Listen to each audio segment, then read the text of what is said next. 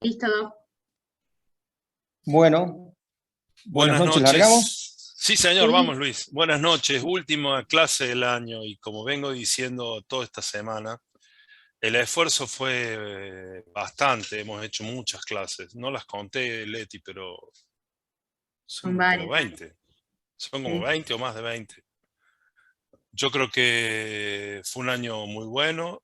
Por el tema de la pandemia nos retrasamos en empezar. La idea es que el año que viene lo empecemos en marzo, a más tardar abril, y que dura hasta diciembre, no tan entrado diciembre, como para que no se nos mezcle con la garrapiñada y la sidra. Pero eh, si tengo que sacar una conclusión de este año, es que este año fue mejor que el año pasado. Y el año pasado había sido extraordinario. Realmente uno tiene el orgullo de tener una videoteca en el YouTube del colegio o en el Facebook del colegio impresionante, que uno mira lo que ha pasado por acá y es de nivel altísimo. Así que agradezco a todos por estar. Eh, la idea es que todos los que se han inscrito en el curso puedan llegar a buen puerto antes de la Navidad, tener todos los exámenes. Todo lo que es la parte de si que han rendido y que no les da como aprobado, todo eso se va a solucionar, no se dan problema. Si ustedes lo mandaron, ya está, aunque le figure que no, lo vamos a pelear a muerte que ya lo han hecho. En algún lado tiene que estar del Classroom. Yo de informática a ese nivel no conozco mucho, pero está el asesor que se tiene que poner, como el año pasado pasó, a recuperar los exámenes de todos. Quien haya aprobado el 80% al 24 de diciembre a las 23:59 tendrá su certificado del curso y nosotros lo que queremos es que sean todos. Así que por favor pónganse las pilas los que están atrasados y lo completen. ¿Por qué? Porque esa es la idea. La idea es que lo hagamos todos juntos y que todos tengan su certificado de final de año. Somos grandes, así que no les tengo que explicar la importancia de esto. Eh, bueno, no reto más a nadie y yo solo quiero agradecer a todos, a cada uno de los que pasaron por acá. Hoy está Luis, que es un amigo. Luis es extraordinario y como todas las clases de este año va a ser increíble y va a ser un final a toda orquesta. Dejamos a los Rolling Stones para el final, como siempre pasa en los festivales. Y digo los Rolling Stones por la edad, pero bueno, así que Luis nos va a deleitar en una clase que cada vez va a haber más y vamos a entrar me imagino que en una etapa desconocida de los daños pulmonares por lo que pasó en estos últimos 2 años. Va a tener para divertirse Luis durante muchos años con el desastre que ha pasado. Ya nos va a contar qué es lo que ve, qué es lo que ha visto y qué es lo que va a ver, sobre todo. Quiero agradecer mucho a la comisión directiva, el consejo anterior a cargo del doctor Guillermo Martínez, que apoyó sin duda la locura mía de hacer esto el año pasado y seguirlo este año, en medio de la pandemia, cuando todo era un desastre, cuando estábamos muertos de miedo y se murieron 700 personas en un par de meses. Bueno, lo mismo y tratamos de mirar la medicina para adelante, mirar el horizonte, mirar un arco iris imaginario que nos diera otra realidad de la que vivíamos, del desastre que era. Quiero agradecer mucho al Consejo Directivo, a la Comisión Nueva, que sigue apostando por nosotros y sobre todo a Leticia, que me reemplazó en lo que yo hacía y se puso a hablar con la gente y a convencerlo y no se olvide, doctor, y por favor páseme el examen, no, si son 20 preguntas, voy a hacer los multiple choice. Todo eso que yo lo he hecho tanto tiempo, ella lo ha continuado sin que se haya visto ningún tipo de problema, o sea que nadie es imprescindible, todo el mundo hace las cosas con las ganas que la tiene que hacer y yo estoy orgulloso de eso, así que el año que viene va a ser mejor que este.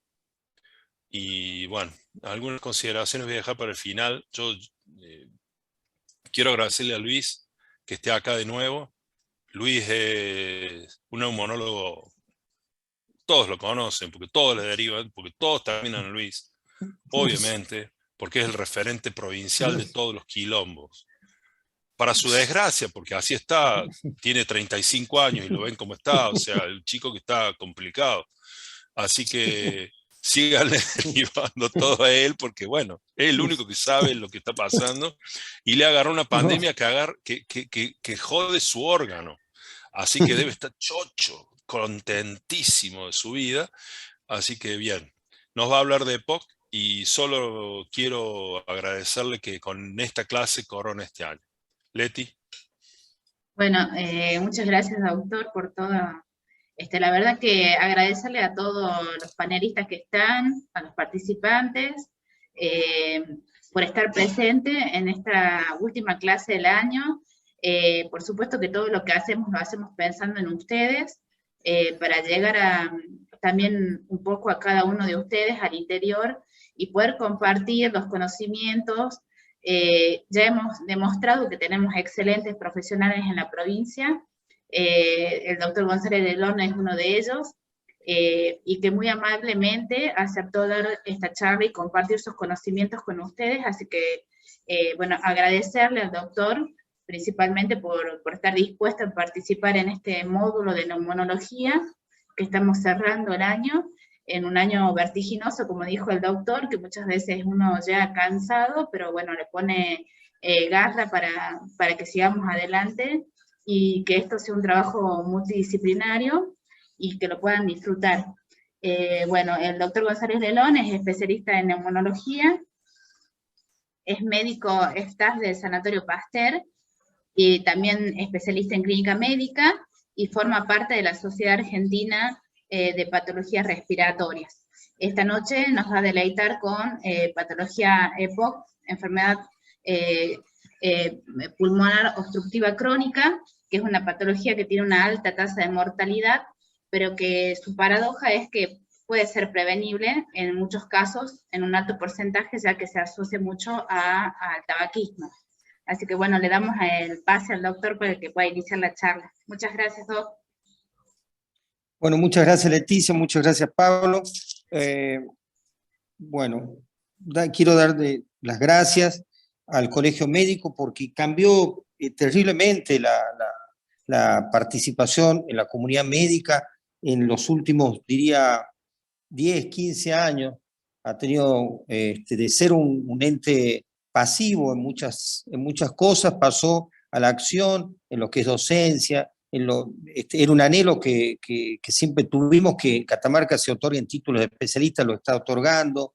La parte de docencia que estaba parada se comenzó a hacer, y con una participación muy, muy activa de todos los miembros de la comisión, y que obviamente hace que toda la comunidad médica participemos en esto, porque evidentemente y obviamente todos somos el colegio médico, y eso es un mensaje que a los que están escuchando, que no se ven las edades y demás, pero que no nos olvidemos que es lo que tenemos. El colegio y el círculo médico son las instituciones que nos representan, y somos los pocos que están quedando en el país de esta característica. Colegios tienen todos, pero colegios que no participan, o colegios que solamente tienen el gobierno, la matrícula y nada más.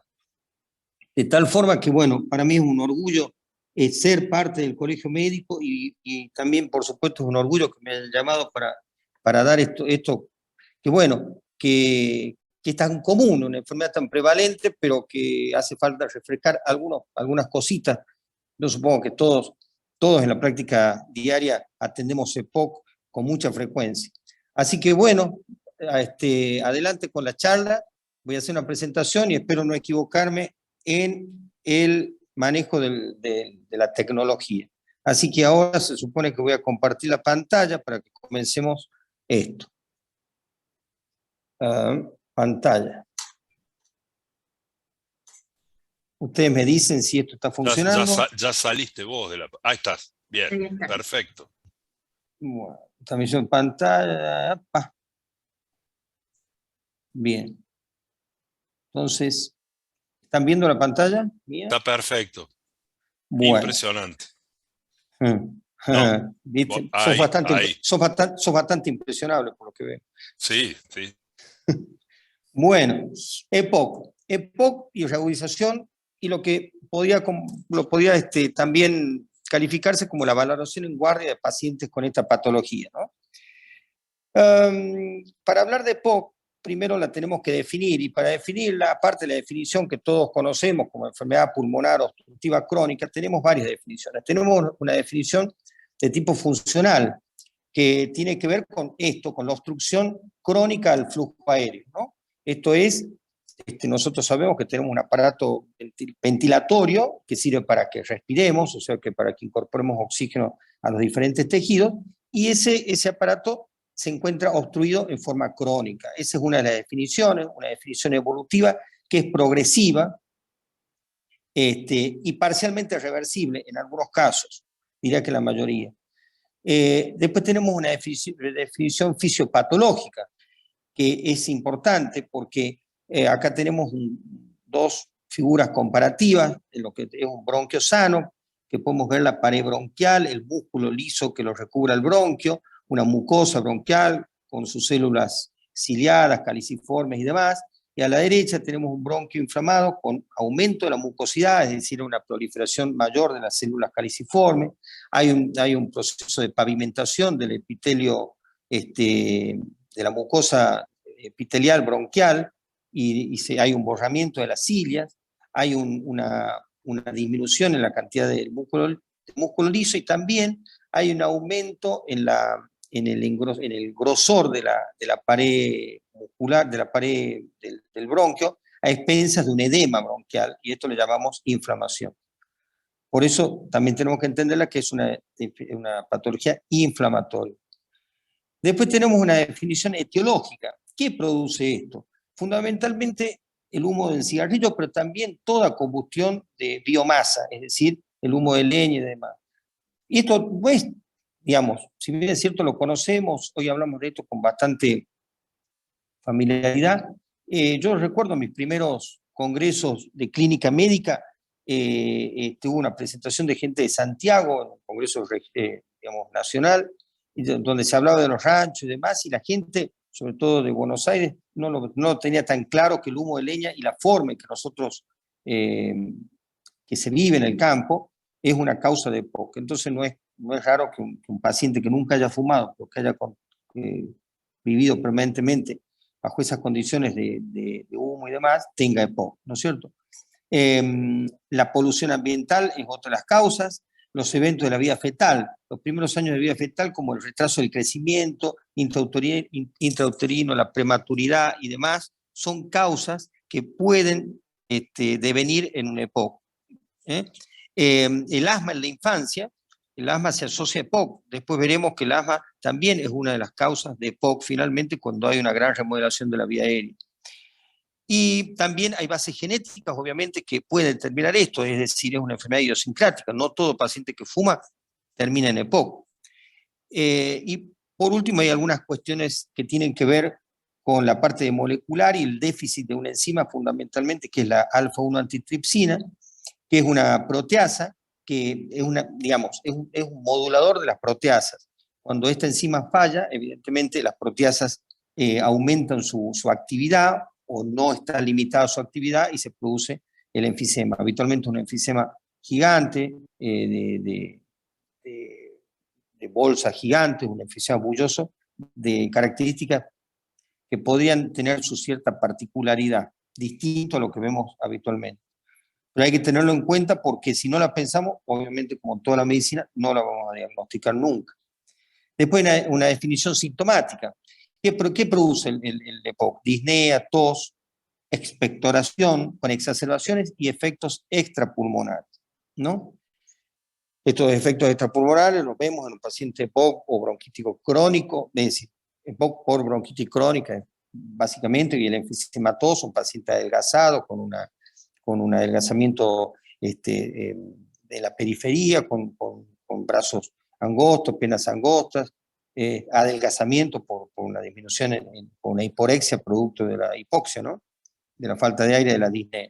Una definición espirométrica, la definición que tenemos actualmente entre las guías, sobre todo la guía GOL, es que tenemos que fijarnos básicamente en la relación que existe entre la capacidad vital forzada y el BEF1, que es el flujo expiratorio en el máximo en el primer segundo, ¿no es cierto? Pero eso tiene que ser al menos el 70%, pero post broncodilatadores, que luego veremos por qué tiene que ser así. Bien, la epidemiología. Se han hecho muchos esfuerzos para determinar la incidencia de la enfermedad a nivel mundial, ¿no es cierto? Hoy en día se sabe que es la causa de mayor morbimortalidad y la cuarta causa de mortalidad en el mundo, de forma directa o indirecta. La prevalencia global, sabemos que el 10% en individuos mayores de 40 años padece EPOC hoy en día, y esto no ha disminuido en gran forma. Hay estudios científicos en Latinoamérica, el estudio Platino, que habla, por ejemplo, que en la Ciudad de México hay una incidencia del 7,8%, siendo una ciudad que es sumamente, digamos, hay una alta polución y demás, llama la atención esa baja incidencia de la enfermedad, pero puede deberse a muchos factores, inclusive de tipo, fundamentalmente del modelo de estudio que se realizó. En Venezuela está cerca del 12%, en San Pablo el 15%, en Uruguay, en Montevideo, casi el 20%, y en Chile el 17% aproximadamente. En Argentina, entre el 2014 y el 2015, se intentó y se logró realizar un estudio que se llamó EPOCAR. Fue un estudio que se hizo, lo hizo básicamente la Asociación Argentina de Medicina Respiratoria, junto con el CONI, que es un centro de enfermedades respiratorias, cuya sede está en Santa Fe, y se tomaron como referencia fundamentalmente 4 provincias, 4 ciudades. Fueron La Plata, Rosario, Córdoba y Mendoza. Se hacían los estudios, se hizo un diagrama randomizado para buscar la población, el target poblacional. No se buscó una población determinada, se buscó al azar, en un mapa se buscaba al azar zonas, se visitaba la casa, al día siguiente se iba un técnico, un espirómetro normatizado, se hace la espirometría, se le hacen algunas preguntas que tenían que ver con su calidad de vida y demás. La mortalidad. El promedio de edad de los muertos, y estos son datos del EPOCAR, que es el trabajo el promedio de edad de los muertos es de 72 años, pero y esto lo interesante, el 20% muere antes de los 65 años. En el 2010, 2/3 de los muertos fueron varones, pero en 1980 solo 1/5 eran mujeres. Eso quiere decir que en la actualidad, esto es importante que lo remarquen porque por ahí se les pregunta, que en la actualidad aumentó muchísimo la incidencia de la enfermedad en mujeres y en algunos lugares aumentó la mortalidad en mujeres con relación a esta enfermedad. Los hombres censados fueron, 7.200.000 aproximadamente, y el 18% tenía la enfermedad. Esto espirométricamente, ¿no? Y las mujeres censadas fueron el 12,3%. Fueron un poco más mujeres, 8 millones y pico. Es decir, el total de EPOC en mujeres era del 14,7% en la Argentina. En la Argentina. Remarco esto porque en otros países como Estados Unidos no. Subdiagnóstico. El 82% no tenía diagnóstico por ciento de EPOC, de todos estos que estamos hablando, y el 31% decía tener asma. Se confundían con el diagnóstico. Y esto es muy frecuente. También en la vida diaria, en el consultorio, vemos con bastante frecuencia que existe una confusión, no solamente en el EPOC, no tiene por qué saber todos los pacientes qué significa el EPOC y demás, pero muchos creen que son asmáticos, y muchos asmáticos consideran que lo suyo no es asma, sino broncoespasmo, que le dijeron que era eso y que se trataba, pero asma, y le tienen miedo a la palabra. Hay que sacar un poquitito los mitos estos y tratar de hacer entender que tiene un tratamiento y que puede mejorar muchísimo la calidad de vida en ambas enfermedades.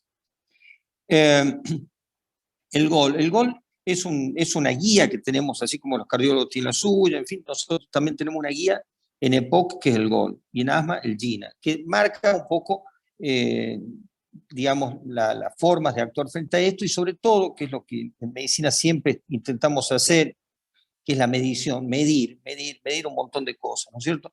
Entonces, dentro de las categorizaciones del EPOC tenemos, está el A, el B, el C y el D, siendo el A el menos grave, el B más grave y así. Entonces, el A había un 60% en categoría A, un 28 o 29% en B, y el D, que eran los más graves, un 5%. Los objetivos del plan era reducir la incidencia del EPOC, pero fundamentalmente medir, saber cuántos EPOC teníamos y si estábamos cercanos o iguales a la media internacional.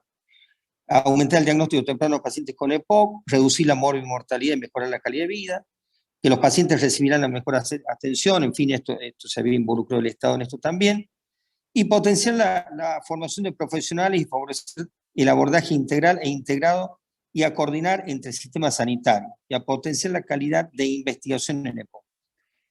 Esto parece medio obvio, parece que esto debería ser así siempre, en fin, pero, por ejemplo, en Catamarca no sabemos exactamente si estamos cerca de la media nacional o no, porque, a decir verdad, no tenemos ni espirómetros en el Hospital San Juan Bautista.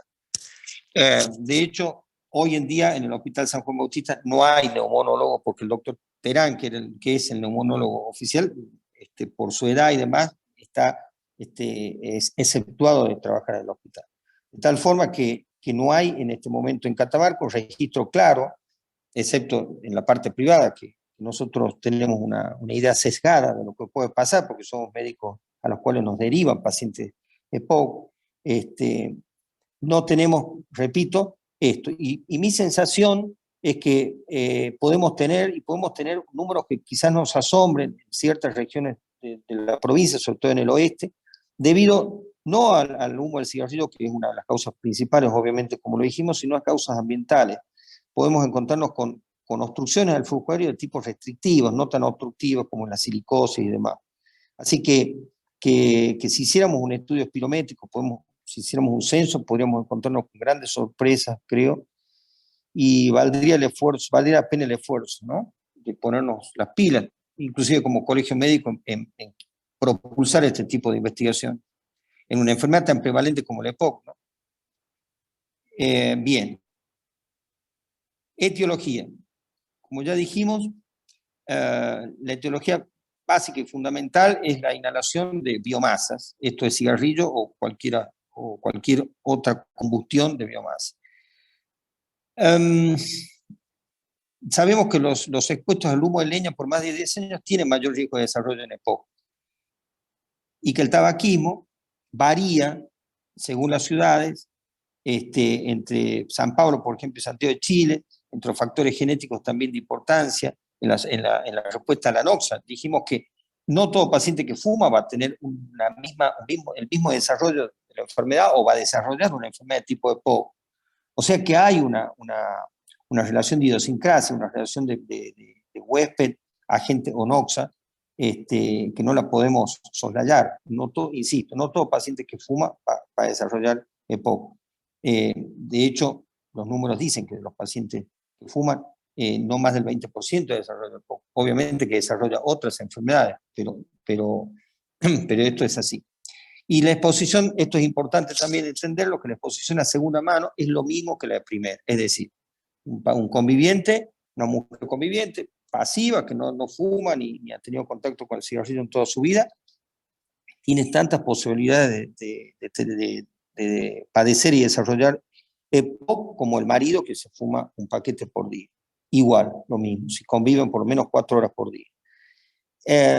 Y hay una cosa que quiero también acá, que cuando uno hace estas presentaciones, las va armando, y después se acuerda de algunas cosas y no las pone, o las deja para el último, al final no las pone, que es algo que está muy en boga ahora y de moda, y lo quiero recalcar muy bien, que es el vapeo o la inhalación de humo a través de dispositivos electrónicos o no electrónicos, como es el narguil, que es una pipa de agua, que se utiliza, digamos, culturalmente en Oriente, en toda la región de Arabia y demás, y que se la calienta con una brasa, se calienta el agua, se calienta un dispositivo en donde se coloca tabaco y otra sustancia. Un tabaco que en su composición le ponen glicerina para que no se incendie, para que no entre en combustión directa, sino que quede con una sustancia tipo carbón que se va inhalando el humo.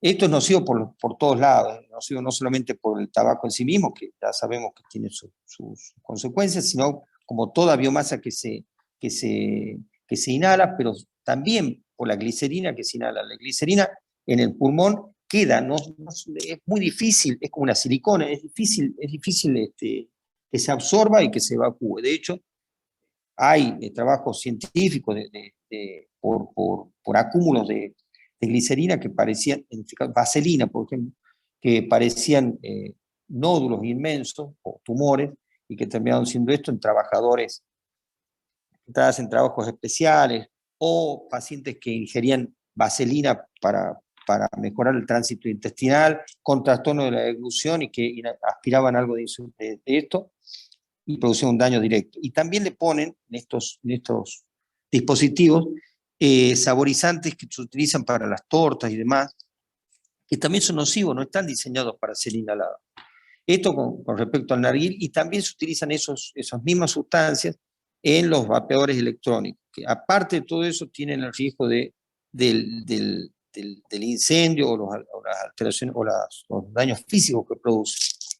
Y aparte de todo esto, son iniciadores en el hábito de fumar, porque se han puesto de moda, hay un desarrollo muy grande de la industria tabacalera que apuntó básicamente, inclusive Philip Morris hoy en día ya dejó de fabricar los cigarrillos convencionales y está directamente abocado a la fabricación de estos dispositivos. De tal forma que en el tratamiento para dejar de fumar, que no va a ser el objeto de esta charla, lo hemos desechado, pero totalmente a los dispositivos estos como sustituto del cigarrillo. Bueno, el diagnóstico de EPOC. ¿Cómo hacemos el diagnóstico de EPOC? Vamos a ver acá que, por supuesto, la clínica es fundamental, ¿no es cierto? Las clínicas, los síntomas cardinales del EPOC es una disnea progresiva, una tos crónica, la producción crónica de esputo, antecedentes de exposición a factores de riesgo y antecedentes familiares de EPOC. Cuando decimos crónico, decimos que va, obviamente, aumentando en forma paulatina, de tal forma que el paciente que consulta no le suena, no es un dato cardinal en él. El dato cardinal en él habitualmente es la disnea, es la falta de aire. Entonces, todo lo demás es parte de su vida, no lo toma como algo raro. También en otras patologías del tipo asma, también he atendido pacientes que tenían una taquipnea franca, visible, y sin embargo ellos consideraban que estaban respirando normal. De tal forma que todas estas cosas hay que mensurarlas. La disnea la tenemos que mensurar, clasificarla, decir qué tipo de disnea es, lo mismo que la tos, ¿no es cierto? Cuánto tose, si lo despierta la tos, en fin. Y los antecedentes familiares de EPOC también es un dato clínico importante. Finalmente, pero el dato de la prueba determinante para el EPOC es la espirometría forzada. La espirometría es un método que, como su nombre lo indica, grafica el proceso expiratorio. También el inspiratorio, y es bastante importante, pero en cuanto al EPOC, nos interesa saber fundamentalmente la parte de expiración, ¿no es cierto? Y ahí hay tres cosas que medimos básicamente y fundamentalmente, y es con lo que nos tenemos que quedar, que es la capacidad vital forzada, o sea, que es el volumen total de aire expirado, y el volumen expirado forzado en el primer segundo, ¿no? Esto es importante. ¿Por qué? Porque cuando uno hace la expiración debe ser lo más forzada posible, porque de esa manera ponemos en evidencia el proceso obstructivo de la vía aérea, porque todos los músculos que intervienen en la expiración forzada, que son los músculos accesorios, generan una presión que se transmite hacia los bronquios y potencia, digamos, la visibilidad de esto, ¿no es cierto?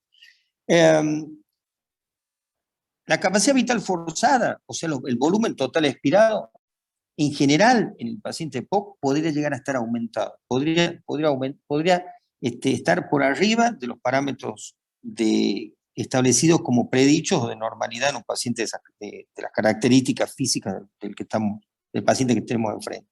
Mientras que la capacidad vital forzada en el primer segundo es la que está disminuida.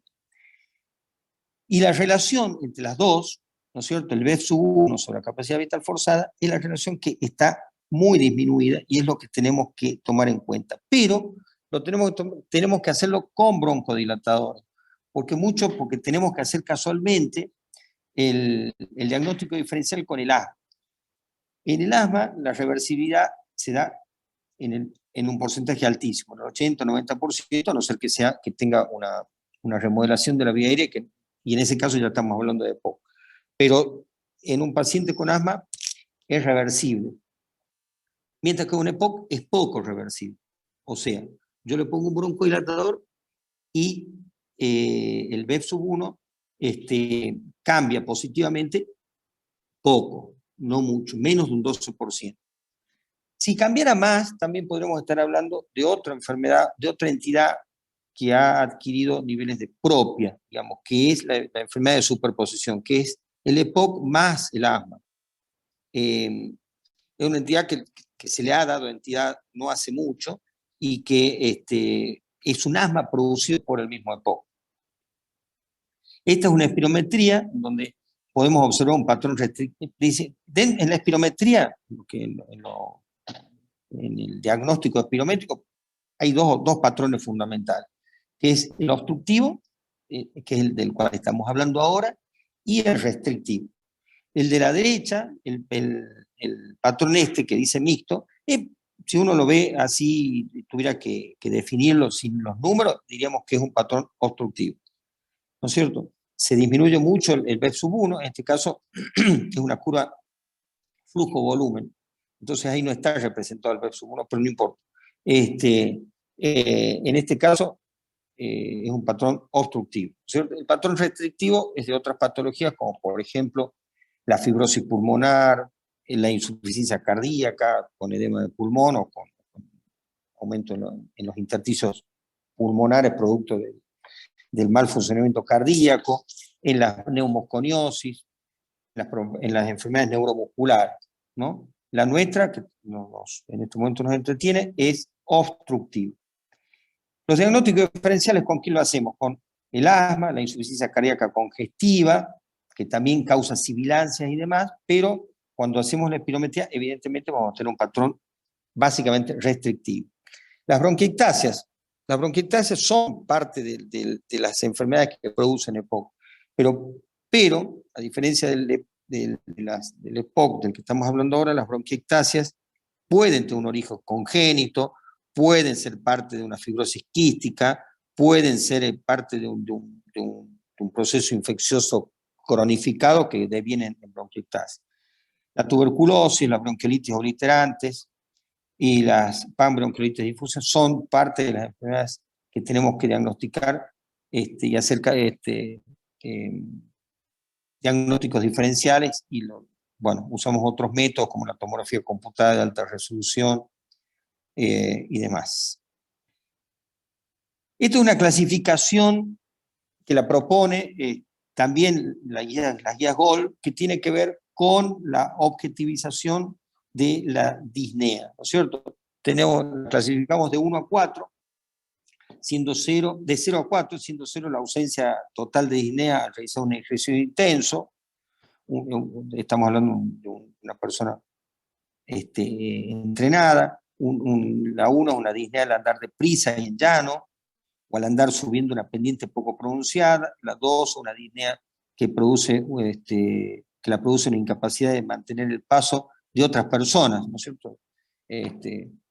Dos personas que van caminando, una se va quedando por falta de aire. Esta es una disnea tipo 2. La 3, la disnea hace que tenga que parar a descansar al andar unos 100 metros o después de 1 minuto de andar en llano. Y 4, la disnea impide al paciente salir de casa, se manifiesta con actividades como vestirse o desvestirse. También puede ser de reposo. Bien.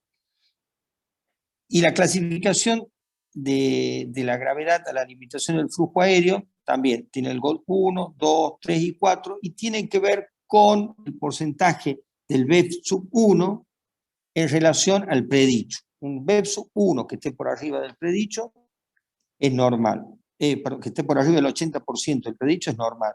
Y así, por debajo del 80 es 2, por debajo de 50 es 3 y por debajo de 30 es 4.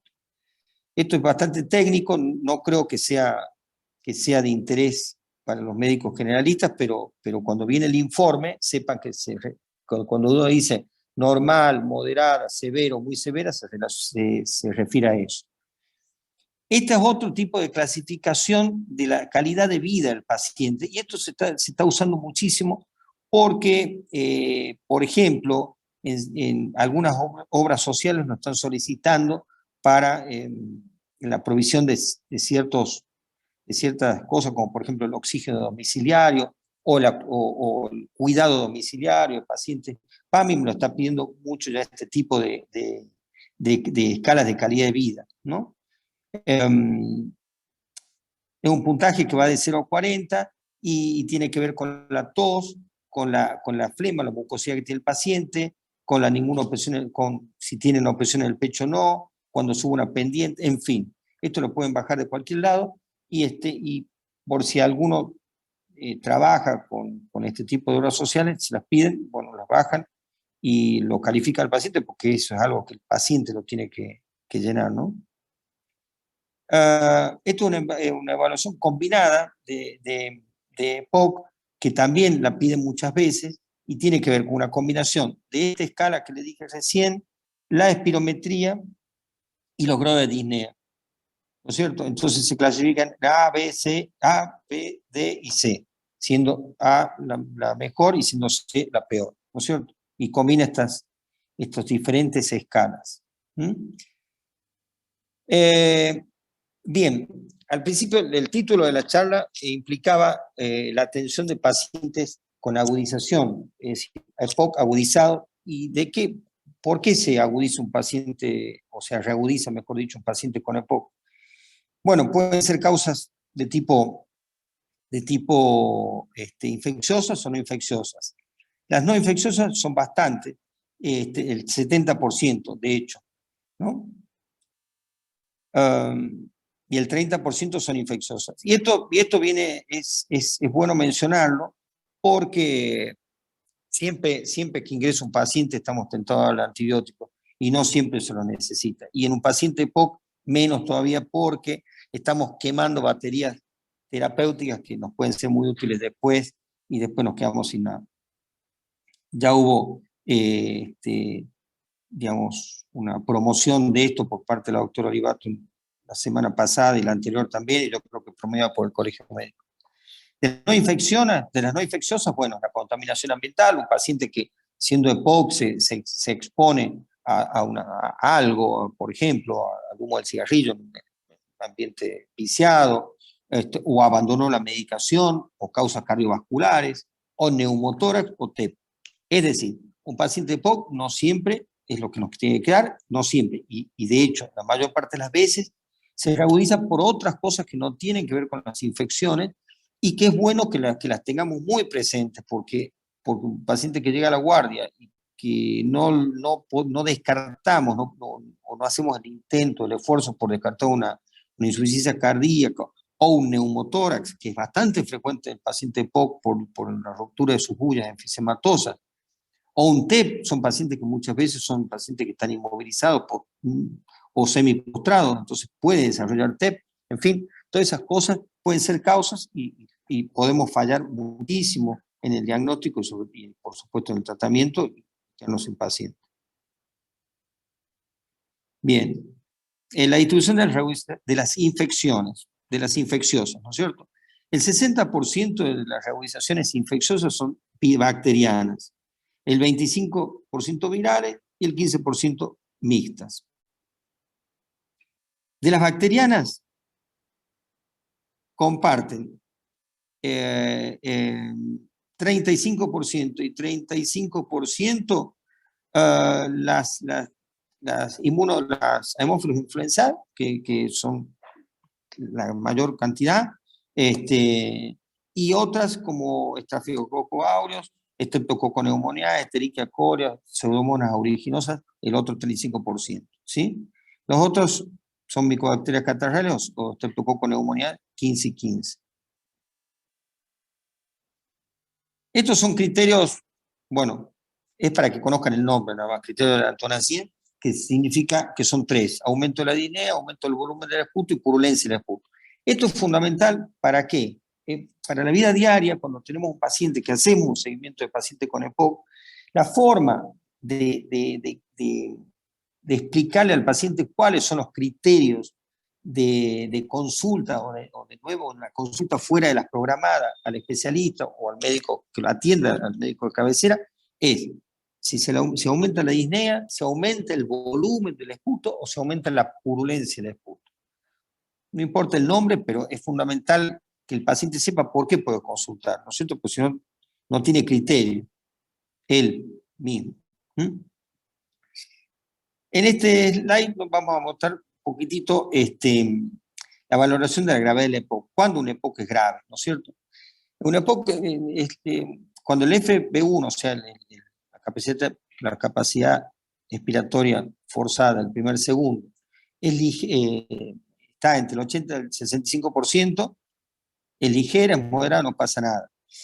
Es importante, si tiene menos del 35% es muy severa, pero hay que saber de parte, porque si tenemos un paciente que habitualmente está en 30%, bueno, ¿no es cierto? Pero si del 40% nos baja 5 puntos, es mucho en un paciente de esas características, es mucho, entonces ya es grave, ¿no? La edad, más de 65 años con una rehabilitación, es importante que tenerlo en cuenta y que seguirlo muy de cerca. Las comorbilidades, cirrosis, diabetes, cardiopatía, insuficiencia renal, riesgo de infecciones por gérmenes problema, ¿no? Por ejemplo, pseudomonas y demás. Esto, por ejemplo, los riesgos de infecciones por pseudomonas. ¿Quiénes están más expuestos o con posibilidades de tener pseudomonas? Bueno, los que tienen bronquiectasias, los que tienen un tratamiento crónico con corticoides, ya sea sistémico o inhalado, la utilización de antibióticos de alto espectro por más de 7 días en el mes previo. Estos pacientes tienen mayor posibilidad de tener contaminación por Pseudomonas aeruginosa. Y a lo que nos dice acá es el hecho de que previamente haya tenido Pseudomonas aeruginosa, porque todo el mundo sabe, todos sabemos, que es muy difícil erradicarla y no siempre hay que hacerlo.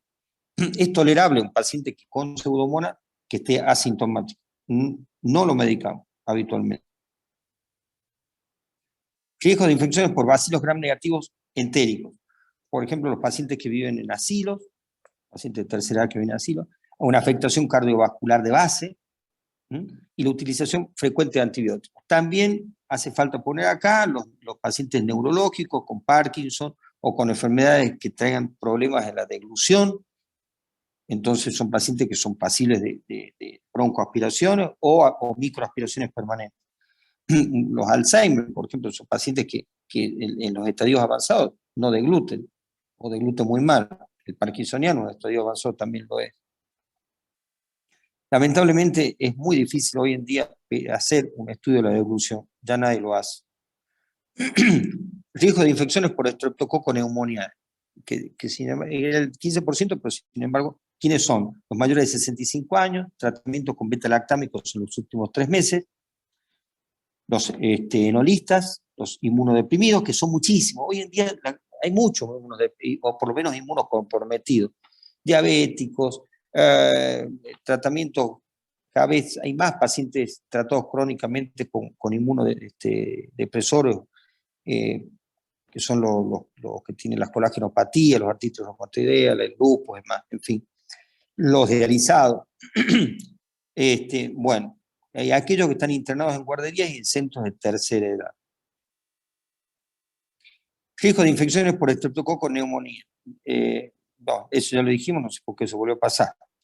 Tratamientos. Los tratamientos de esto, bueno, en lo que respecta a las infecciones, perdón, el tratamiento no, en las reubicaciones no infecciosas, tenemos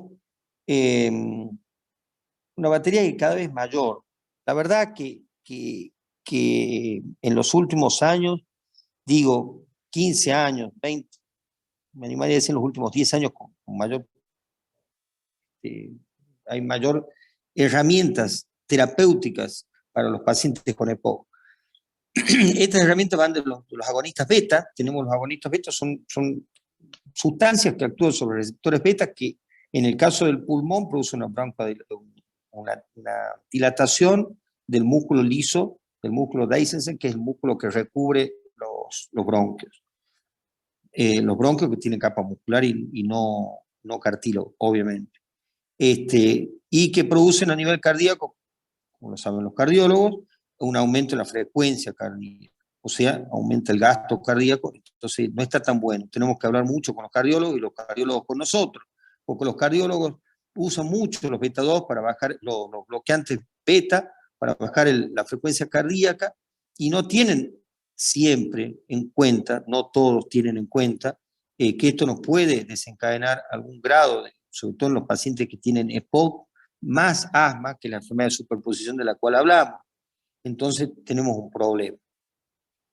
Esos agonistas pueden ser de acción corta, como son el salbutamol, que todos conocemos, el Ventolin, el Salbutral, o de acción larga, que ya lo veremos, ¿no? Y pueden estar combinados con anticolinérgicos de acción corta, son los antimuscarínicos del tipo bromuro de hipratropio, que se utiliza. Hoy está el Salbutral AC, por ejemplo, antes estaba el Conviven, no lo veo hace mucho, creo que no está saliendo el Conviven, pero tenemos el Salbutral AC, y hay otras formas farmacológicas que también lo tienen. Luego están los broncodilatadores de acción prolongada, media, por ejemplo el Formoterol, el Salmeterol. Los nombres comerciales son el Frevia, el Neumocor Plus, el Ceretide.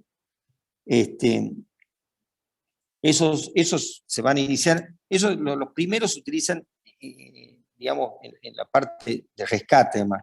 Luego, cuando el paciente ya está en mejores condiciones, se empiezan a utilizar los de acción media.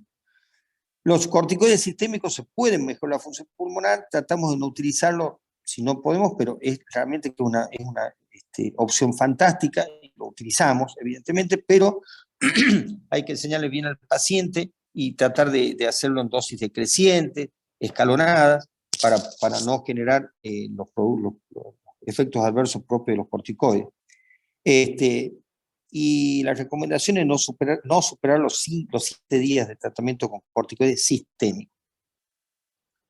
No se recomienda la metilsantina. Bueno, yo creo que ya hay muy poca gente que utiliza las teofilinas, que era antes, no me sale el nombre. Bueno, los fármacos que tenían las teofilinas prácticamente no están utilizándose, y la verdad que tampoco tiene un efecto importante. Sí mejoraban, últimamente se la ponía como mejoradores de la contractilidad muscular para los músculos accesorios para el paciente que se agotaba. Y en cuanto a lo no farmacológico, la VNI, o sea, la ventilación no invasiva, debería ser la primera opción de ventilación. Un paciente de POC severo es muy difícil de sacarle un ventilador, es un paciente que se acostumbra, que se adapta, se hiperadapta, se superadapta al ventilador, y después es muy difícil recuperar ese diafragma. Es decir, el paciente involuntario o voluntariamente opta por no respirar por sí solo. Las infecciosas, por supuesto, las que teníamos en la clasificación GOL1, que se utilizan amoxicilinas, cefuroximo o macrólidos.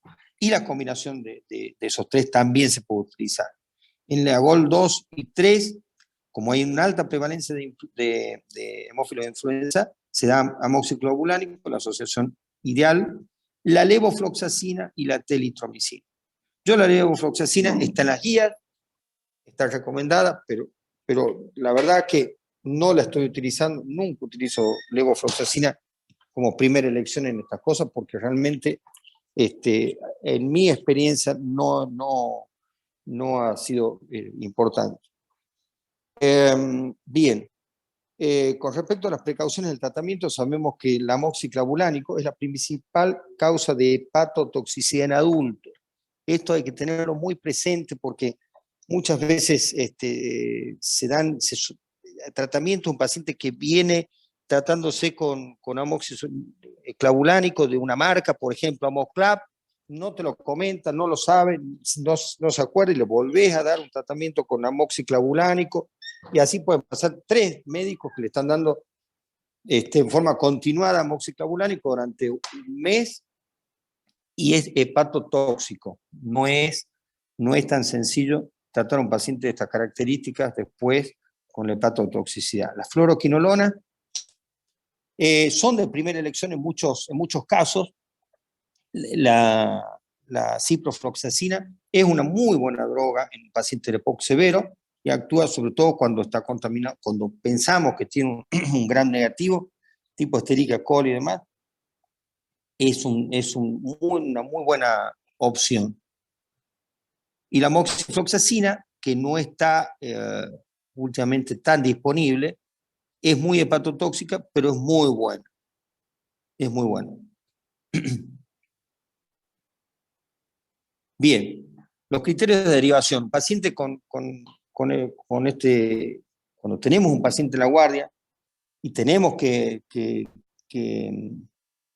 decidir una derivación, y en esto me pongo yo siempre en el lugar de los colegas que están en el interior, en lugares absolutamente aislados, en donde derivar un paciente nunca es la primera opción.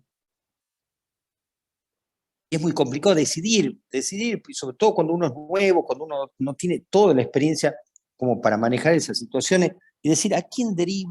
No puede estar derivando todo el día cosas, y no todos son EPOC. Hay fracturas, hay de todo, hay sepsis, en fin. Entonces, decir la derivación de estos pacientes, si uno se acuerda de estas cosas, por lo menos tiene un criterio avalado por las guías y no le va a estar errando. La taquipnea, el uso de musculatura accesoria, el corpus pulmonar descompensado, esto no lo vamos a poder diagnosticar tan fácilmente sin un ecodoppler cardíaco. La hipercapnia aguda, si tenemos la posibilidad de medir dióxido de carbono, la imposibilidad de usar antibióticos por vía oral, la alteración de la conciencia, esto es básico, pero hay que tener en cuenta que son pacientes que por ahí ya vienen con la conciencia deteriorada, así que pero un aumento del deterioro de la conciencia puede ser la clave. Acuérdense que los viejitos pocas veces hacen fiebre, que por ahí el primer síntoma es la alteración de la conciencia. Y la sospecha de comorbilidades graves. Bien. Bueno, yo creo que acá, antes de las muchas gracias, siempre me olvido de poner en esta charla algo que es fundamental en esto, en el EPOC. Hoy en día, un tratamiento para EPOC no se concibe sin la rehabilitación cardiopulmonar, sin la indicación precisa de rehabilitación cardiopulmonar.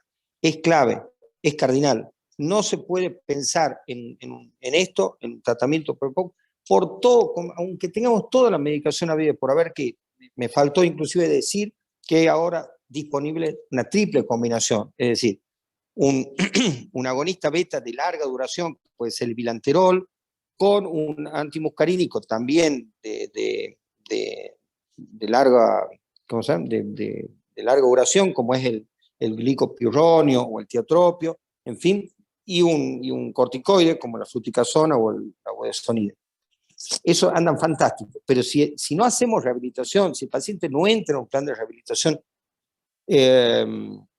seguido, pautado, con gente que esté adiestrada para el tema, con oxígeno suplementario permanente, que también es parte de la batería de medicación que podemos dar, no va a funcionar. El paciente necesita mejorar la admisión de oxígeno a nivel periférico. De nada sirve que aumentemos la disponibilidad de oxígeno sanguínea si no mejoramos la captación de oxígeno, o sea, el consumo de oxígeno.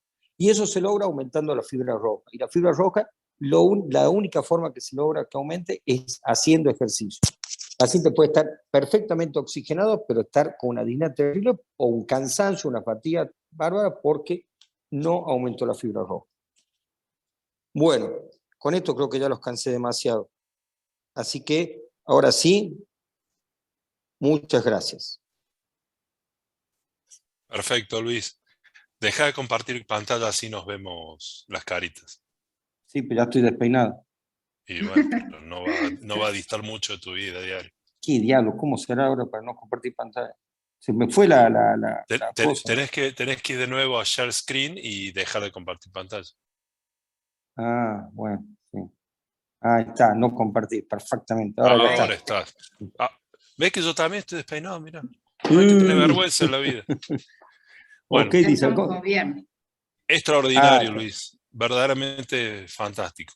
¿ya se fueron todas las piscinas Pero del frente? yo soy cirujano y yo hice una residencia que incluía 5 años de tórax cada 6 meses. En esa época, la estrella de la residencia era la cirugía de reducción de volumen. Ah, me olvidé de mencionarlo como... ¿Dónde estamos 20 años después? No se está hablando mucho. No Pero se está hablando mucho. en esa época era impresionante. Sí, sí. La reducción Andaban como el traste, eran tenía cirugías mucho, horribles. sí, tenía mucho neumorragia. Y la reducción de volumen, digamos, el objetivo, o sea, a ver, el por qué. Yo le saco volumen al pulmón y logro que el diafragma ascienda un poco, y con esto mejoro la contractilidad, por esto la ley de Starling, ¿viste? De que esté más tenso el diafragma en un estado de reposo, ¿viste? Y anduvo, pero generalmente tenían pérdidas de aire, Por en fin, meses. Lo que pasa es por que meses, sí. eran bolsas de aire. ¿Cuál era además de lo que vos decías, lo principal era la teoría? Sacar las bolsas de aire periféricas, las bullas, macrobullas, bullas medianas o zonas de microbullas, para permitir que el tejido sano que estaba comprimido por el tejido bulloso pudiera distenderse y mejorar así el intercambio gaseoso. Claro. Hoy en día, Del dicho sí, al hecho hay mucho trecho y había sí, mucha aerorragia monstruosa, exacto, algún que otro empiema en pacientes graves de entrada. sí, sí. Bien. Sí, así como los hemodinamistas avanzados sobre los cirujanos, los endoscopistas también intentaron hacer lo suyo y están haciendo, digamos, una suerte de reducción volumétrica vía endoscópica. No es que entran a la cavidad torácica y sacan material, sino que obstruyen bronquios segmentarios, de estructuras segmentarias cercanas a las bases, logrando el mismo objetivo, que era eso, reducirlo, desfuncionalizarlo. Sin el trauma quirúrgico y el Sin el dolor. trauma quirúrgico. Exacto. Bueno, y la segunda Sí. pregunta que yo tenía es algo que se discutió el viernes pasado, que quiero tu opinión. El viernes pasado se habló mucho de lavado broncoalveolar, micosis, diagnóstico de micosis, de problemas para diagnosticar verdaderamente una micosis. La TBC está más reglada el diagnóstico, pero las micosis oportunistas en pacientes graves que no se sabe qué es, que gastas un montón de guita, o no pones porque no sabes qué es y no querés gastar ese montón de guita. Entonces se termina hablando de lavado broncoalveolar. Sí. Y lo que voy a decir no te va a gustar, pero ¿no llegó el momento de que el lavado broncoalveolar sea una técnica que sea más expandida entre un terapista como una, ¿cómo es? Una vía Práctica central, común.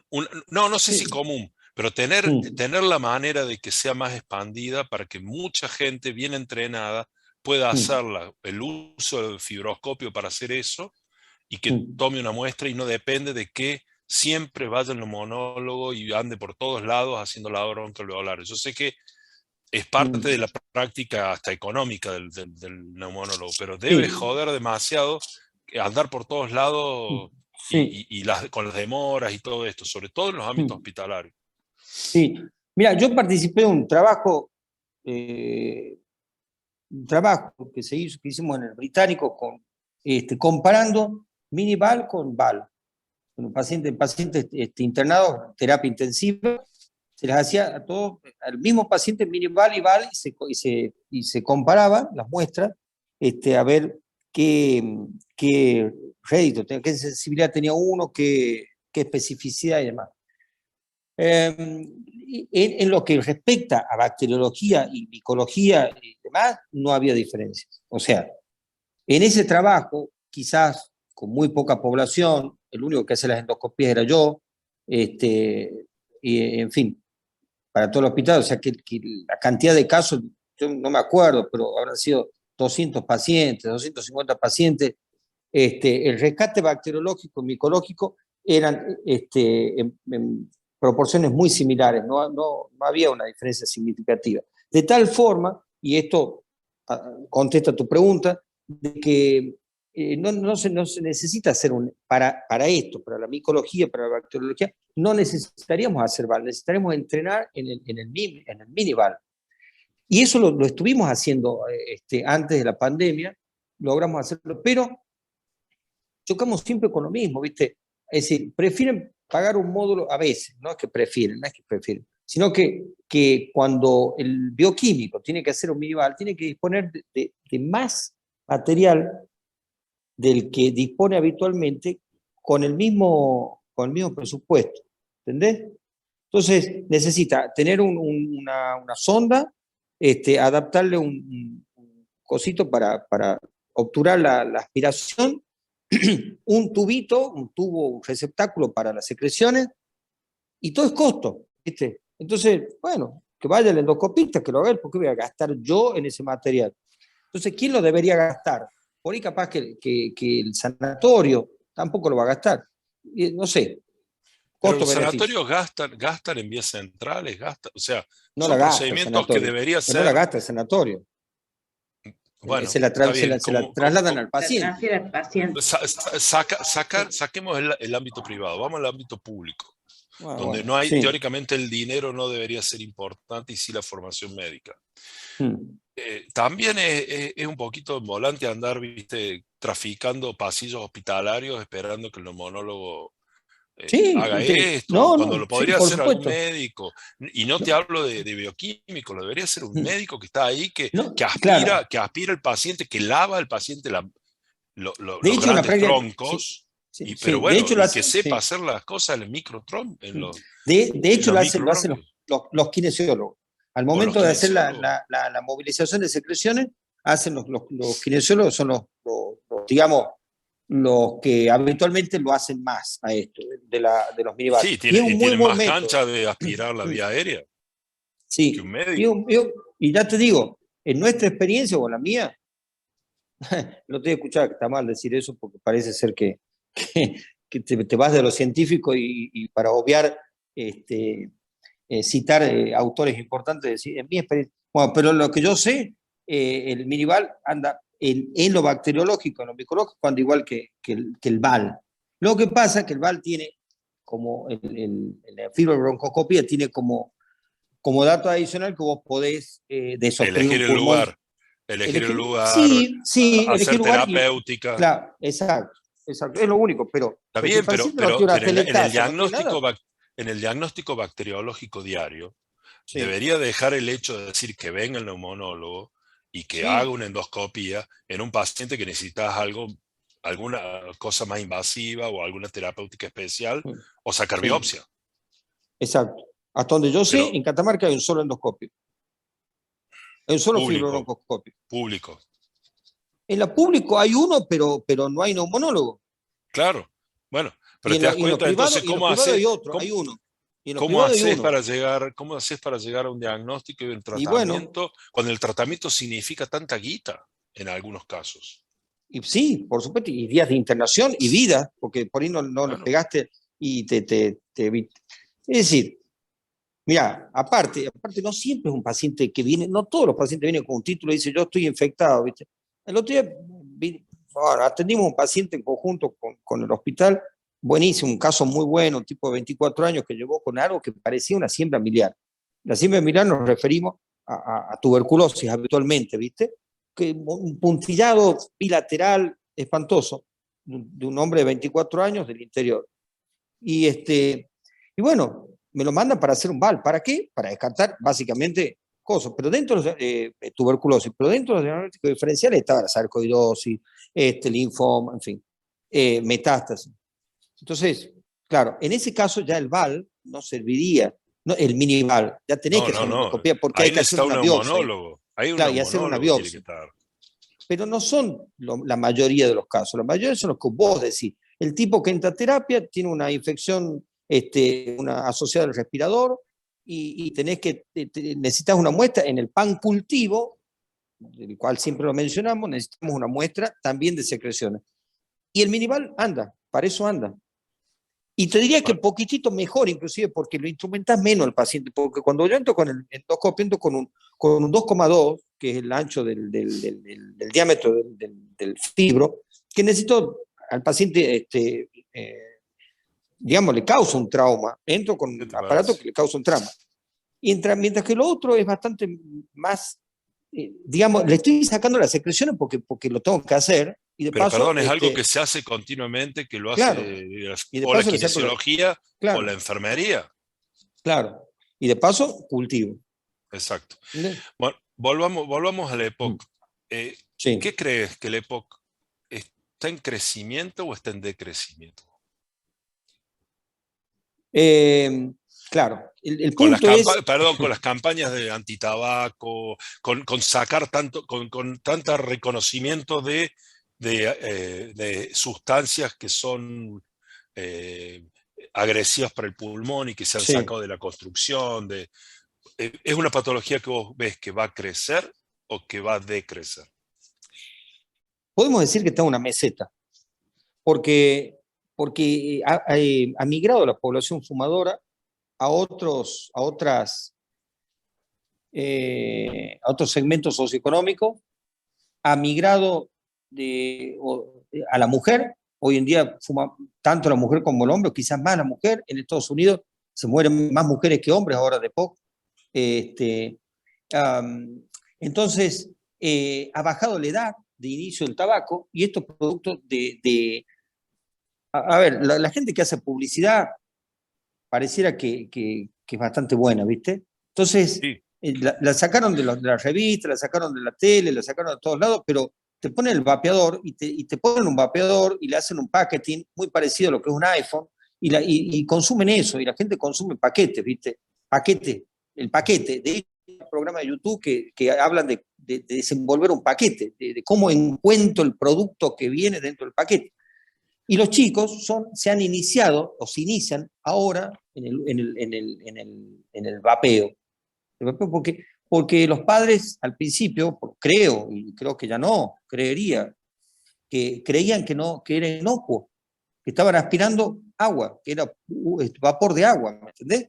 Y no es vapor de agua, es tabaco. Y es sustancias que inclusive no están reglamentadas, no están homologadas y bueno, tienen hemos hecho el mismo error que se hizo con el tabaco hace 60 años, 70 años atrás, que se empezaba antes de la colimba para hacerte hombre y que tenga la voz gruesa, claro, y pensaba que era inocuo y es más, que era beneficiario para la respiración. exacto, No exacto, y hay revistas que no sí. aprendimos nada. Claro, sí. Pero bueno, hoy día nosotros, vos, yo y la gente que promociona salud sabe de esto y lo tenemos que replicar en el consultorio. En esa época, como vos decís, los médicos lo recomendaban. Claro, pero por Los médicos supuesto lo que indicaban. sí. Por Sí, supuesto. Acá, gracias a Dios, y por un tema que somos pobres, el mm, vapeo no está tan extendido, pero afuera es impresionante. Es sí, impresionante. Pero cuanto sí, más uno va a países más desarrollados y cultos, más tabaco hay, más vapeo hay, más... Es sí, impresionante. sí, sí. Europa no se alineó mucho con el Europa tema este de dejar de fuman fumar. todo, fuman todos, Sí, sí, todos. sí. En Y fin, así que creo que no está disminuyendo precisamente. Está estancado, pero no disminuye. me sacaste mi penúltima pregunta, que era la del vapeo, que ya lo dejaste Sí, claro, que es el nuevo tabaco y la nueva manera de agredir los pulmones, sí, con vaya uno a sí. saber qué, porque dice que hasta Ese es el problema. micropartículas de plástico hay en el vapeo. Bien. O Hay de sea, todo. vaya a saber Glicerina, la glicerina que te digo que... qué Sí. cánceres encontraremos en 10, Bueno, 15 años. hay una cosa que es quizás más aguda y peor que el cáncer, que es la neumonitis intersticial aguda Sí. o por hipersensibilidad. En Estados Unidos hace 2 o 3 años hubo una suerte de epidemia de esto y se murieron 30 tipos así porque habían vapeado no sé qué cosas, y bueno, el factor común de todo eso es que habían estado vapeando. ¿Entendés? Bueno, Se y morían ahora, y por ahora una están todos los neumonitis, por estudios hipersensibilidad. de vapeo y COVID, que también ha hecho Vapeo y COVID. otro desastre. Exacto. Y mi última pregunta, Sí, antes de dejarle las preguntas a los demás, sí. marihuana y EPOC. Mm. Bueno, marihuana de poco. Tuvo un trabajo del doctor Saber, que trabaja mucho en eso, en la asociación nuestra. Y bueno, hay varios. O sea, es mucho peor el marihuana, pero no solamente por el EPOC, porque es lo mismo. O sea, quizá podemos decir, Teóricamente la marihuana no debería tener tanto químico aditivo al ser una planta, pero dicen sí. que hace un desastre peor. Claro, lo que pasa es que, No hablemos de la parte psicológica ni psiquiátrica, sí, hablemos solo de la bueno, pulmonar y la lesión sí. pulmonar y cáncer de pulmón. Es peor. Sí, sí, es peor. Lo que pasa es que digamos, nadie fuma o sea, 40 porros por día, como fuma un gran fumador. Pero de todas maneras, la combustión existe, y lo que vos llevas adentro existe. Y la sustancia, los cannabinoides y todas esas cosas, también causan una irritación mayor que el cigarrillo, quizás. Y esta irritación, bueno, voy a saber el mecanismo fisiopatogénico del cáncer, ¿viste? Cualquier cosa que irritas permanentemente, obviamente deviene en una alteración de la De la estructura mucosa. del ADN, y chao. Y en la reestructuración, la arquitectura de todo eso, Viene el error. aparece el cáncer. Viene el error, exacto. Entonces, en ese punto, yo diría que es lo mismo y más porque, bueno, no entrábamos en el tema psiquiátrico, pero hay que decirlo porque eh, no es una droga menor, como diga. Todas las drogas son drogas, el cigarrillo es una Sí. droga y el alcohol también lo es, pero son gatilladores de tipos que tienen una suerte de esquizofrenia escondida, es probablemente lo desencadene o lo gatille la marihuana. Es decir, el alcohol también puede ser que te desencadene o lo que sea. Cualquier droga o cualquier desestabilizante del sistema de la conducta, ¿no? Sí, todo Así trastorno que, bueno, emocional, estas cosas lo exacto. profundizan o lo exteriorizan. Sí, sí. Entonces, yo tengo mucha bronca con eso, así que, es decir, no mucha bronca, no puedo dejar de apasionarme en contra de todas estas cosas porque, ¿qué le hace? ¿Qué sé yo? Un Está bien. porrito. Sí, que lo diga, qué sé yo, Felipe de España, que lo diga Pancho Dotto, no me importa, pero no que lo digamos como comunidad médica, ¿viste? Es el tema, que cuando un profesional lo dice, estamos muertos, ¿viste? No lo podemos decir. Sí. Bueno, la ignorancia existe también, Luis. Sí, no debe, sí, seguro que sí, pero que no lo digamos nosotros, ni las instituciones, no lo decimos, de hecho no lo decimos, No, nadie lo pero te dice. digo, pero por ahí capaz que a alguno se le escapa. Leti, seguramente vos sabés mucho de esto. Sí, sí. Bueno, es un tema muy de boga.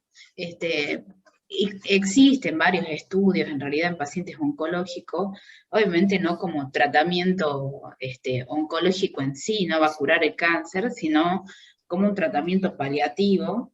Está bien, Muchas, pero es otra vía de administración, Leticia, es otra sí, sí, cosa. sí. No quemas No, no, una no, no, planta, no la es el tomas en gotas y la cigarrillo, haces. ni, no, Claro. no, no.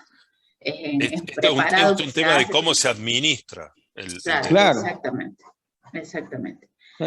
Eh, Bueno, yo volviendo un poco, saliendo del tema y volviendo un poco a la Sí. epidemiología, la pregunta mía en realidad, que lo escuchaba que decía que estábamos en una meseta, por ahí me parece que por ahí tal vez lo pensamos, o clínicamente pensamos en la patología, pero la pregunta es si no subdiagnosticamos al no pedir tanta espirometría. ¿No existe un Sí, subdiagnóstico? sí. Existe una gran población que no la tenemos medida ni nada, y Claro.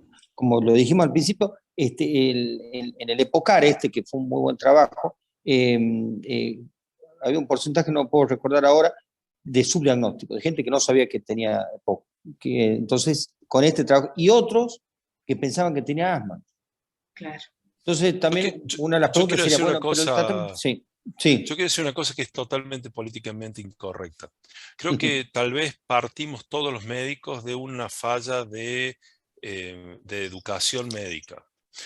Y pensamos que, a ver, cambio la manera de decirlo.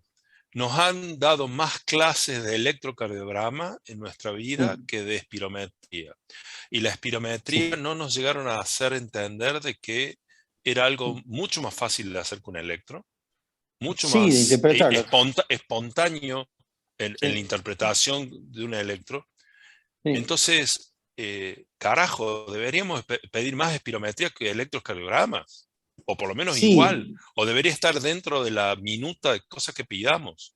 ¿Por qué? Porque la claro. espirometría es un estudio que dura un ratito, un par Mm, de minutos, y da una sí, información, en el primer segundo de una información tremenda. O sea, ¿dónde ven un sí, estudio que en el primer segundo te dice todo?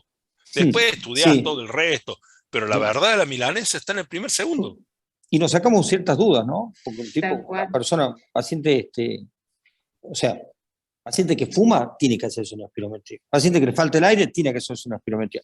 Y por ahí me das pie para decirte ciertas cosas. Yo recibo pacientes para hacer espirometría que habían consultado por Disney, ya tenían una cinecoronariografía Y no una espirometría. y no una Pero, espirometría. pero yo creo que es una falencia de educación médica. Yo creo Sí, que, pues la oportunidad, capaz que tenía más facilidad en ese momento de O el acceder acceso, tal vez. a la CNG, claro, a la cine, que a la espirometría. En muchos bueno, lugares, pero haciéndome a culpa, y Luis, trabajamos sí, tantos años juntos, sí, vos encontrás un tipo que va a cirugía cardíaca programada, sí, que sin un prequirúrgico. en el estudio Sí, final se hace la sí, espirometría. sí, Pero sí. Y generalmente está son pacientes mal. que la causa cardíaca es parte del cigarrillo. Pero por supuesto, porque han fumado, han hecho Sí, todo, por eso han llegado a su enfermedad coronaria. sí, sí, sí. Bueno, quizás esto merezca estos comités, que Leticia participa casi en todo, pero estos comités, ¿viste? Decir, bueno, a ver, ¿qué pedimos como prequirúrgico? Tiene que ser esto, y ya lo hicimos alguna vez en el sanatorio.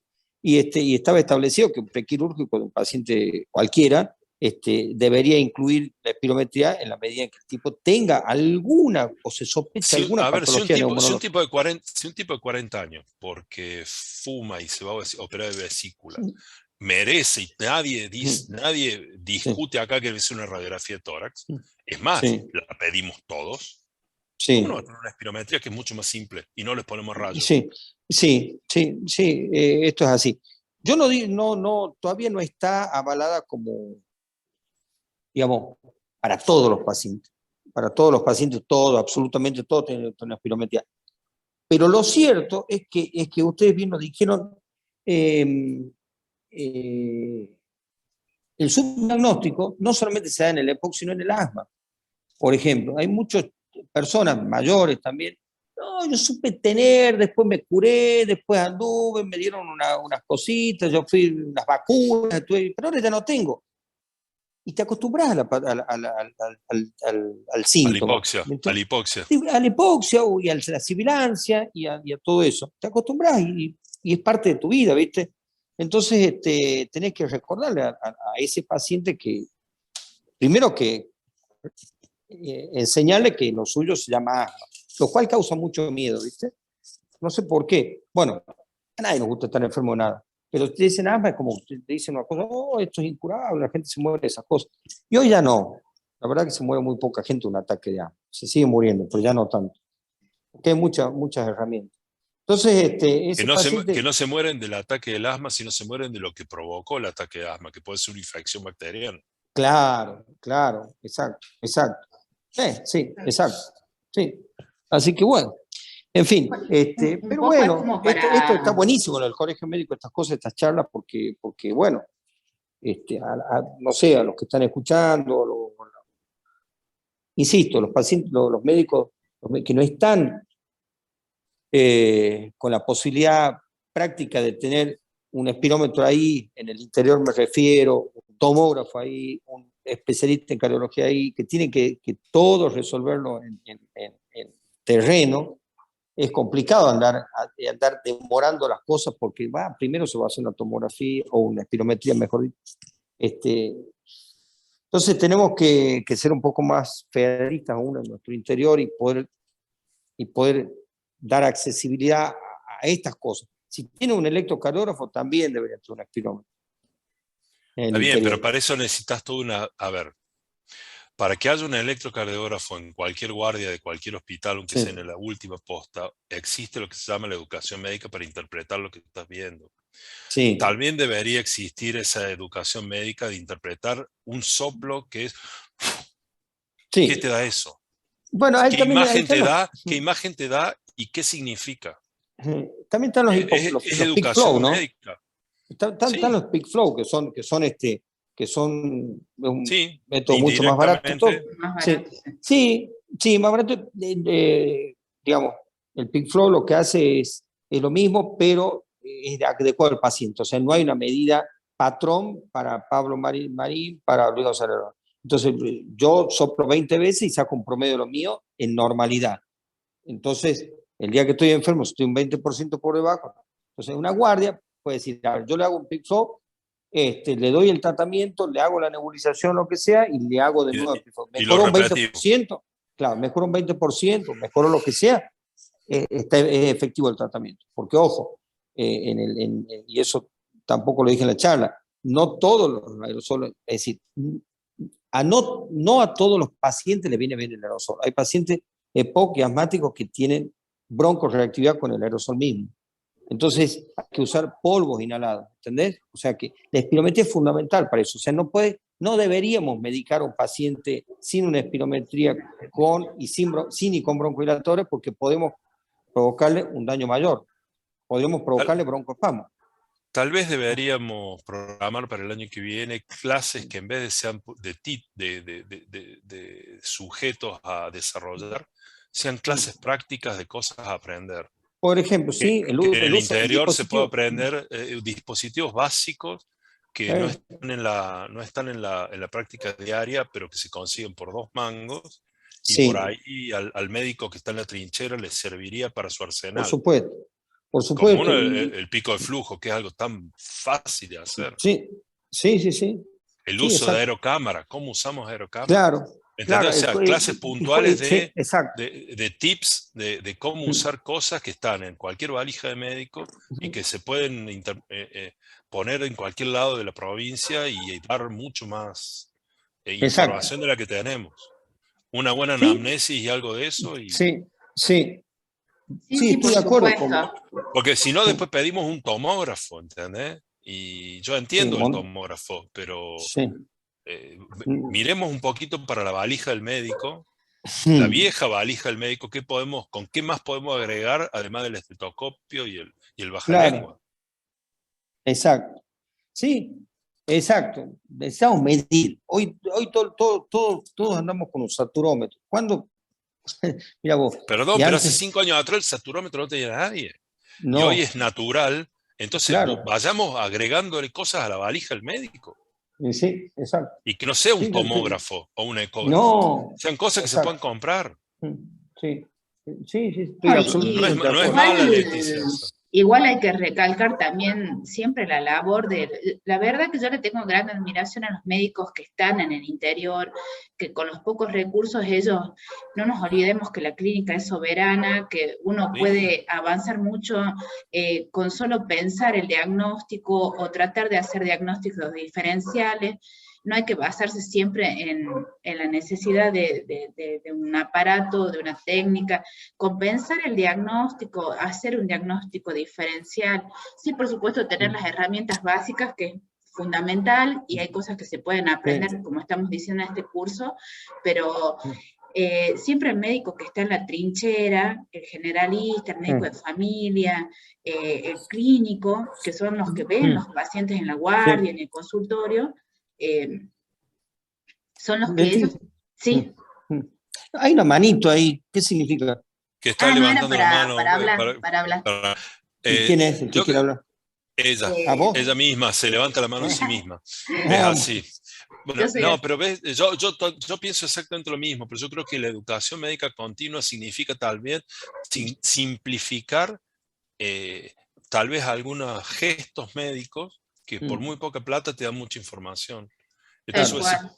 pucha, este Y un poco paciente para comentar, tenía 5 litros hace una semana y hoy tiene 3 litros, algo pasó. Claro, claro. Bueno, eso, los cardiólogos, ustedes, son especialistas en las guías, ¿viste? Y todos se refieren a las guías y todos se remiten a las guías, y muchos despotrican contra las guías porque nadie las sigue al pie de la letra, pero te da un aval, te da un aval. Si vos fallás siguiendo la guía, no es lo mismo que si fallás haciendo la tuya. Siguiendo tu instinto. Claro, ¿entendés?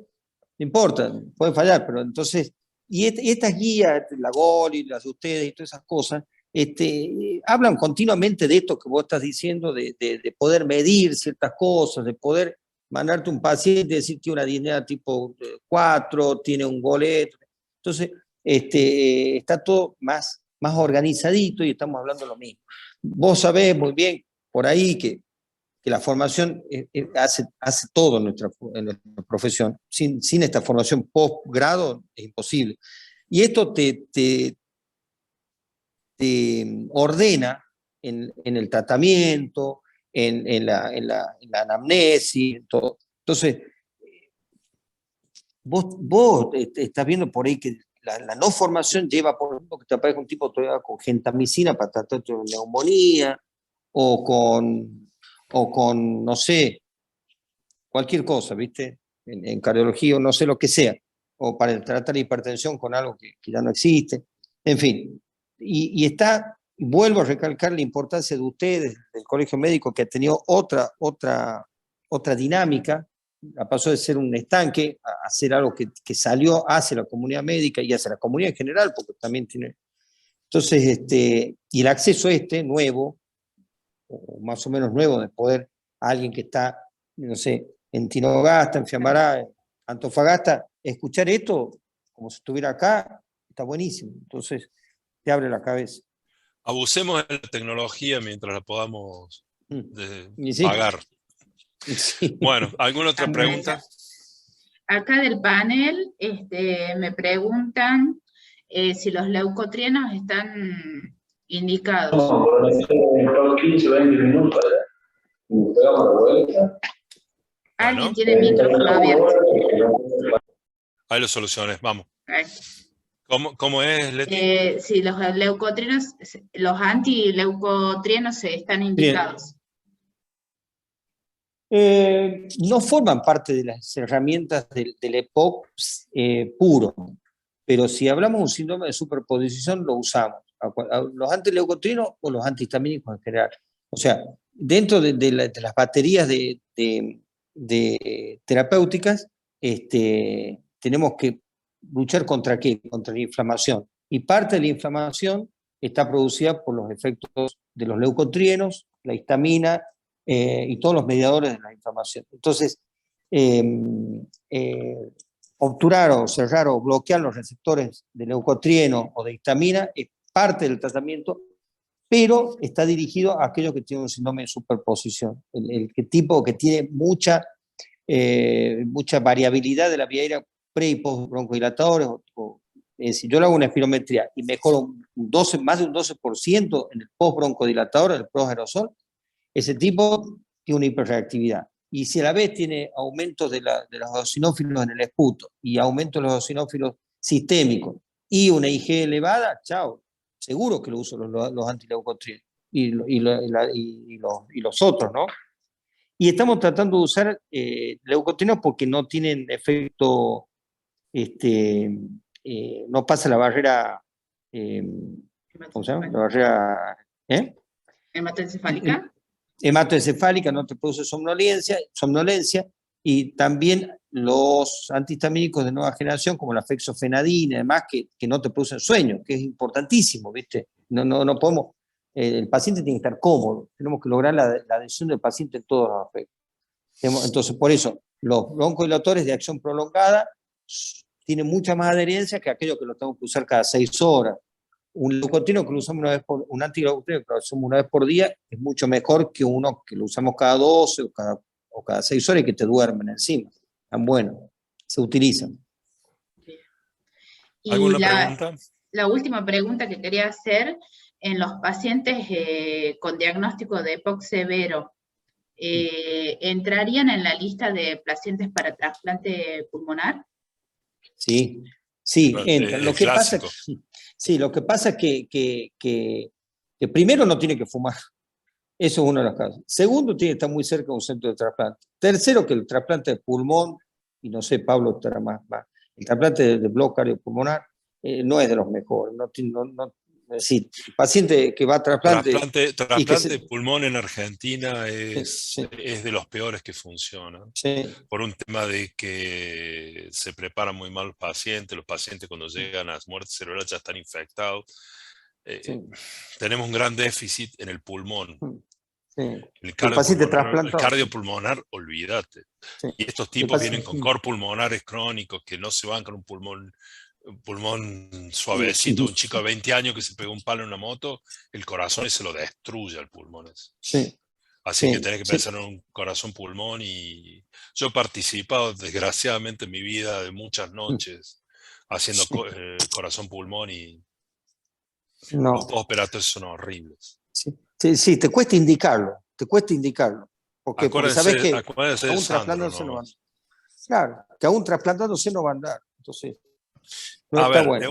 uno está acostumbrado a los trasplantes renales, hepáticos o cardíacos que funcionan bien, que andan bien. Entonces un trasplante que no anda bien es muy desventajoso para un equipo ponerle la cara a una cosa así.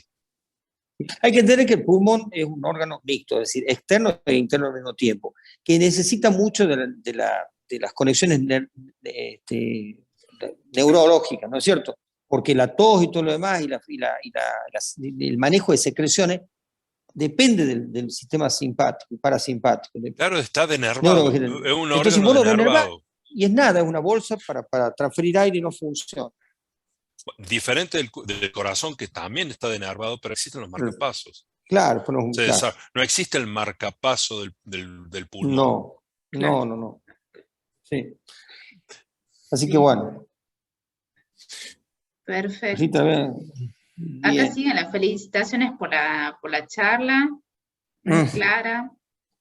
Bueno, yo antes de terminar este año, que ha sido, además de todo, yo quiero decirles que fue un año complicado para todos los médicos. Ya lo hemos hablado muchas veces y ya saben lo que yo pienso de lo que fue este año y lo que fue ver morir 700 coprovincianos en tan poco tiempo, para todos.